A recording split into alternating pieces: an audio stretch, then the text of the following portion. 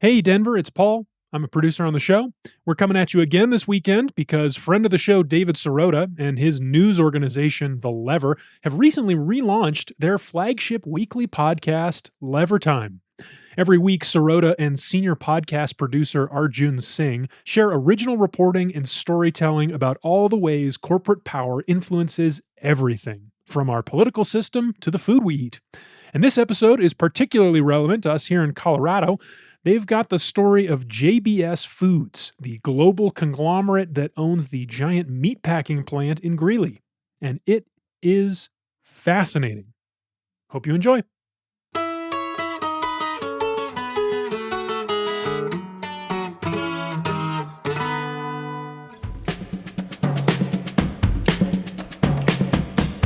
From the Lever's reader-supported newsroom, this is Lever Time. I'm David Sirota. With the presidential election less than 6 months away, lawmakers are hoping to pass at least one more major piece of legislation, the Farm Bill. The Farm Bill is a gigantic law that's passed every 5 years and has massive consequences for the food on your plate. You may think that because you don't live on a farm, the Farm Bill doesn't affect you. But this is a huge piece of legislation that basically governs much of the food system that Americans rely on. Literally, when you sit down to eat your next meal, you're probably eating something that was affected by the Farm Bill. The Farm Bill also affects the structure of the system itself. That is to say, it helps determine the behavior and the business practices of the industries and companies that provide the food. And both political parties have colluded to make that not such a pretty story over the last many years.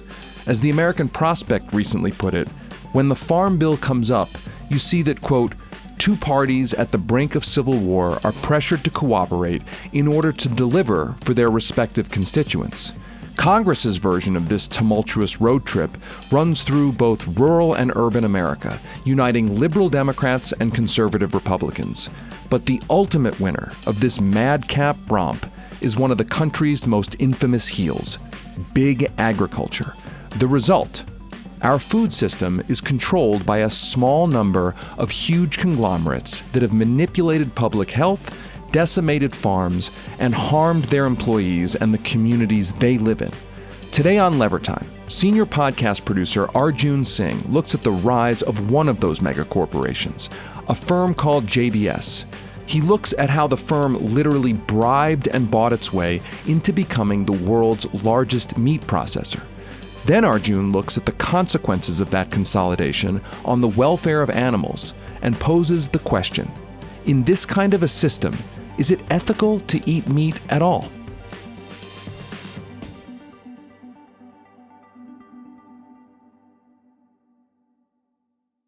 It is one of the cruelest, darkest things, I think, in the modern American food system. So imagine they're just these metal sheds. You stuff a bunch of pigs into them. In Iowa, usually underneath them are these manure lagoons. So the hogs defecate, and it falls through these slots in the floor into this big thing underneath. There's no windows usually. There's these massive fans on the ends because these things put off so much toxic gas. They need to remove it or else, the pigs suffocate. Actually, what they did during COVID, when COVID first is they shut the fans off, and that's how they exterminated the pigs. Well, they turned the heat up too, so they would die quicker. This is Austin Freerick, a journalist and the author of the book Barons: Money, Power, and the Corruption of America's Food Industry. What Austin is describing is a hog confinement facility in Iowa. It was truly horrendous. Neighbors would reported hearing them squeal from miles away. So you have these metal sheds, and then you have corn that comes down to the ceiling, their water. So these animals live inside the metal shed their whole life. Austin told me this story a few days before recording this podcast, and it was grimly appropriate. Just before taping, I had spent Memorial Day weekend like a lot of Americans, eating meat. I don't want to get too philosophical about hamburgers, but as an American, it's kind of hard not to. Since I was a kid, I feel like meat was everywhere. It was in pop culture. Welcome to Good Burger, home of the Good Burger. Can I take your order? This is a tasty burger. No, I said steamed hams. That's what I call hamburgers. You call hamburgers steamed hams? Yes. It even showed up in presidential elections. I'm picking up strength because the real question is who's going to be the best president, and I'm going to win that debate. How much do you give credit to your new campaign motto, "Where's the beef"? That's helping a lot. There's no beef there. I mean, hell, the former president literally used to sell steaks on TV. Trump steaks are by far the best tasting, most flavorful beef you've ever had. Truly in a league of their own. About a month ago, Senator John Fetterman of Pennsylvania caused a little bit of a ruckus when he tweeted out that he would never eat meat grown in a lab because he supposedly backs American farmers. Here's the thing though, small independent farmers have nearly gone extinct in America.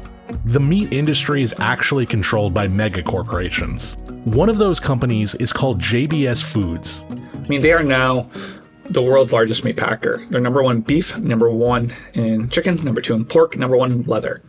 They operate in all the major meat production areas. And that's just because they got cheap capital and they aggressively just bought a bunch of companies. JBS is based out in Greeley, Colorado, and there they've polluted the water supply, used child labor, and produced one of the largest COVID-19 outbreaks in the state back in 2020. Like a lot of American-based food conglomerates, JBS is family-owned, in this case by the Batista family, and that's led by two brothers named Joelsley and Wesley. So how did the Batista family create a meatpacking empire? They straight up bribed their way to monopoly-level status. That's right. In other words, good old-fashioned corruption. I mean, I'm not even talking campaign contribution. We're talking like they pled guilty to bribery, to bribing over 1,800 Brazilian politicians, including like a multi-million-dollar New York City apartment, to essentially get access to cheap capital to aggressively roll up and expand in the meat industry. JBS's story begins in Brazil, which is where the company was founded by Jose Batista, the father of Joelsley and Wesley. But in the mid-2000s, the brothers went on a multi-billion-dollar buying spree, partially financed by cheap loans they got from Brazilian government-controlled banks.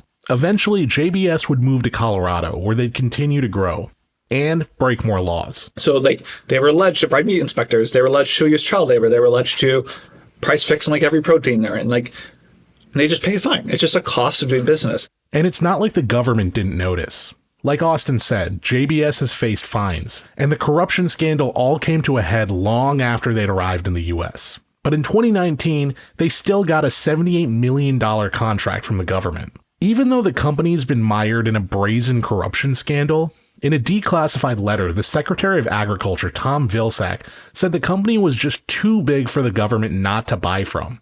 That means that the same meat that appears on school lunch trays most likely came from JBS. I'm actually more mad at Vilsack than I am at them because it's like he let them happen.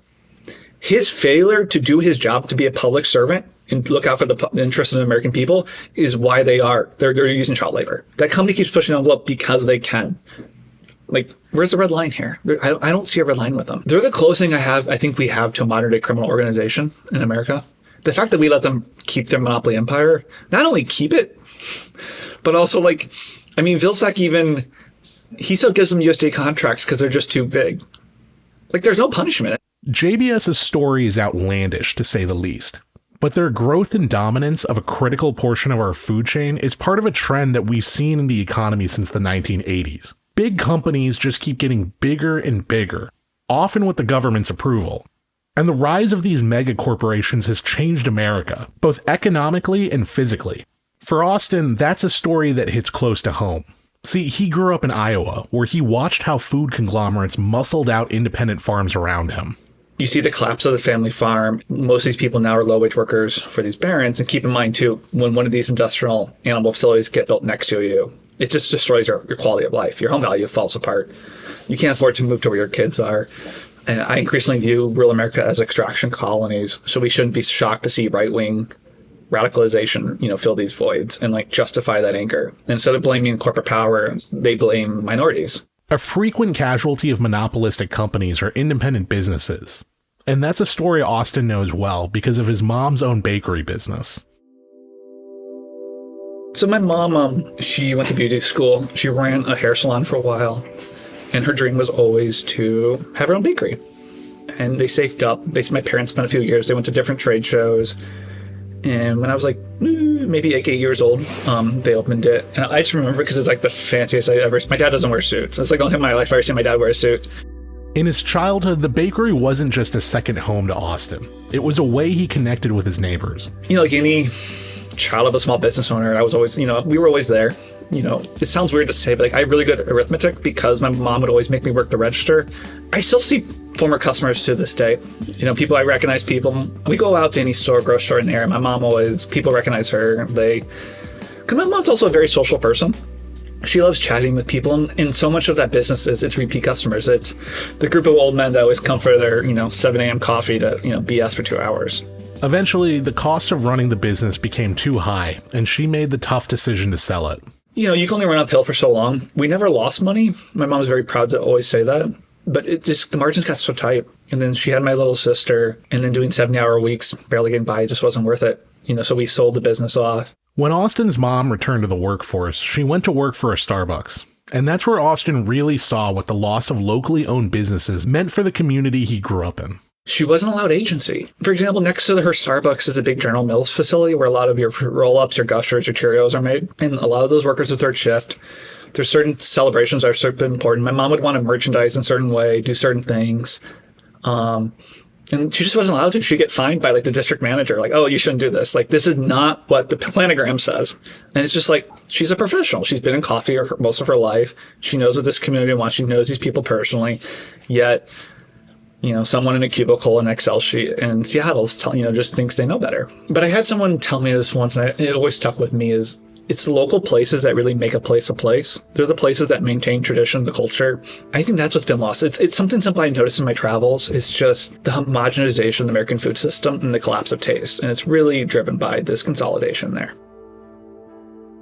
On top of the economic impact, the industrialization of livestock farming has had a lasting influence on the health and the environment near where these facilities are kept. In Iowa, where Austin grew up, residents and some local officials have noticed an uptick in cancer rates, something they believe is linked to the increased use of pesticides used on the crops to feed these hogs. And so much water has been polluted that a recent report from the state's Department of Natural Resources said more than 2/3 of Iowa's lakes and streams were unsafe. And for the animals who are forced to live and die in these facilities, it's an even bleaker story. So after the break, we're going to look at the other side of factory farming, the animals, and hear how factory farming spurred one philosopher to rethink his outlook on life.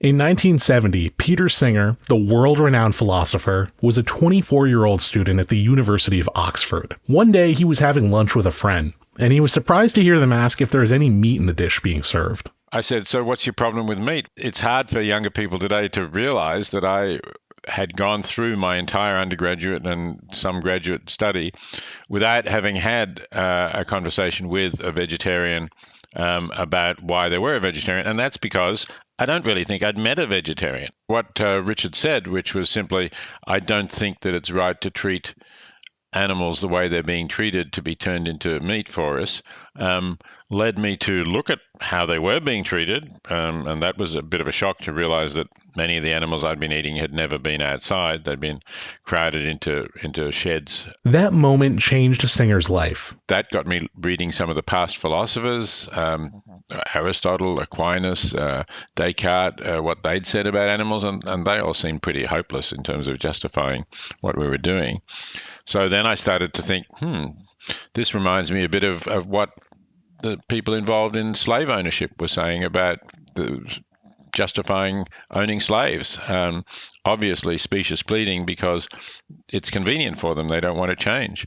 And so that's what really got me looking at the treatment of animals from an ethical perspective. This eventually culminated in Singer honing a philosophy that he called animal liberation, which was the same name of a book he published in 1975. In it, Singer argues that while animal rights are not the same as human rights, animal suffering should be taken into account when we consider their treatment. I judge actions by how good or bad their consequences are, and not so much in terms of starting from rights, although I do think there's a place for rights, but it's not the foundation of my ethical views. I chose the term animal liberation because this was the 1970s when what we now think of as feminism was known as women's liberation.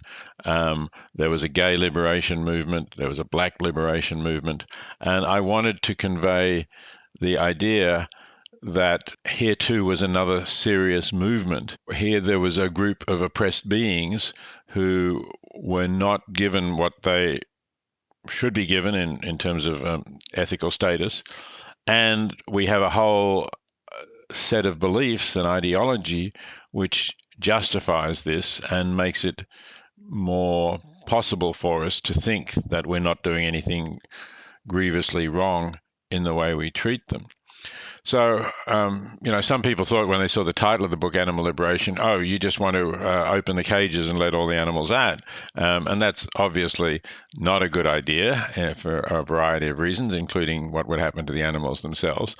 But it was rather that I think we need to liberate ourselves from our preconceptions about animals and about our position vis-a-vis animals. That is, for example, the idea that we are just justified in making use of them for our own purposes. A little while ago, David Sirota and I had the chance to speak with Singer. And one thing Singer said had long horrified him is factory farming and the industrialization of the meat industry. As a meat eater myself, it was hard not to wonder what Singer thought about eating meat. So we asked him. I'm talking about animals capable of suffering. All vertebrates are capable of suffering, and that includes fish. And some invertebrates, we have very good evidence about octopus, for example, being capable of suffering. And the UK government recently amended some of its legislation to recognize not only cephalopods, that's octopus and squid, basically, but also some crustaceans as being sentient. So lobster and crabs, roughly speaking. So I think that we should definitely avoid them and give them the assumption that they can feel pain.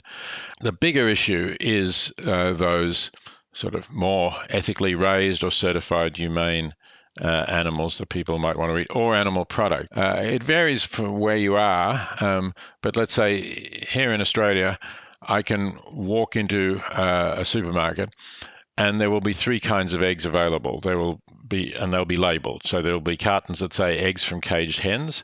There'll be cartons that say barn-laid eggs. In the US, that's referred to as cage-free. And there'll be free range. And that's a legally defined term here. I think it's not in the United States. But that means they have to have access to the outside. So if you really want to eat animal products, if you really feel you need animal products or can't avoid them, I think getting eggs from hens who really can range outside on pasture is probably about the best of the reasonably widely available products, animal products that you can find. You might say, well, what about dairy cows who are allowed to raise out around in pasture? The problem with the dairy industry is cows, like humans, don't give milk unless they've recently had a baby. So you have to make these cows pregnant every year, and you have to take the calf away from them if you want to have what's a normal commercially viable product, because otherwise the calf will drink most of the milk and there won't be enough left to sell. And the rest of it, I think, better not, strangely, because many people will say, oh, I'm against hunting.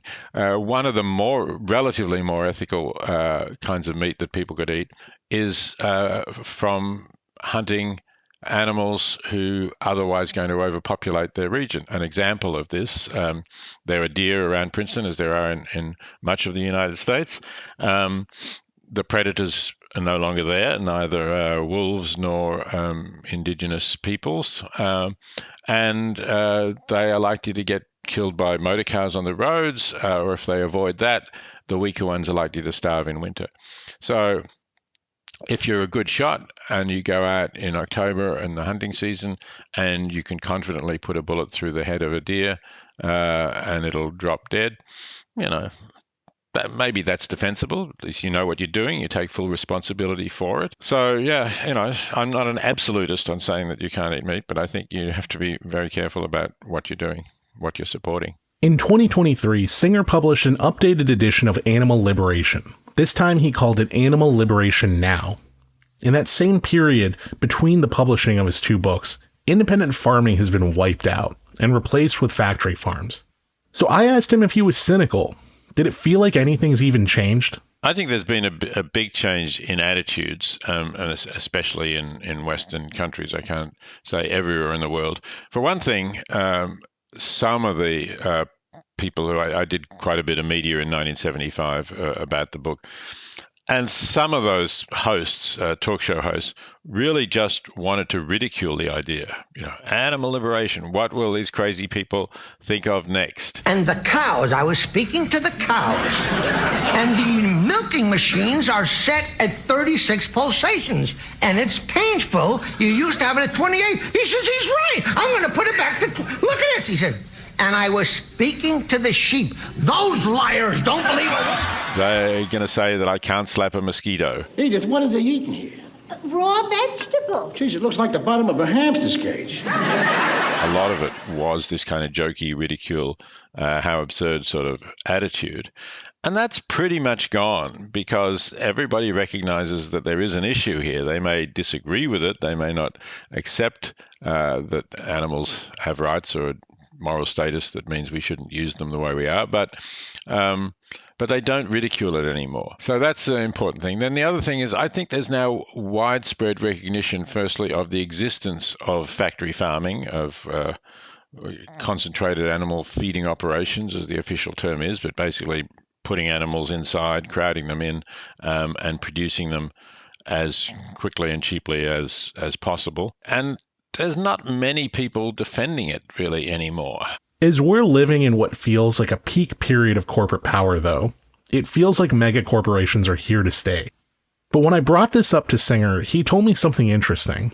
He told me that he still has faith that things can improve. The tobacco industry was a very powerful industry, and they were challenged. They lied about cigarettes and cancer and tried to hide the data that they themselves had. But essentially, the tobacco industry lost, and I think things can change a lot with regard to the meat industry. But I think it is also good to focus on the health aspects and the climate aspects and build a broad coalition, particularly against factory farming. Factory farming seems to me to be the real atrocity that is just ongoing and on such a vast scale. Billions. I think the US is still producing something like 9 billion chickens a year, and that's more than the entire population of the world. Chickens are now, in terms of mass, chickens are now like 2/3 of all the birds on the planet. That's really where we need to act, and I think it's possible to get people to see that. Yeah. Thanks for listening to another episode of Lever Time. This episode was produced by me, Arjun Singh, with help from Chris Walker, and editing support by Lucy Dean Stockton and Joel Warner. Our theme music was composed by Nick Campbell. We'll be back next week with more episodes of Lever Time.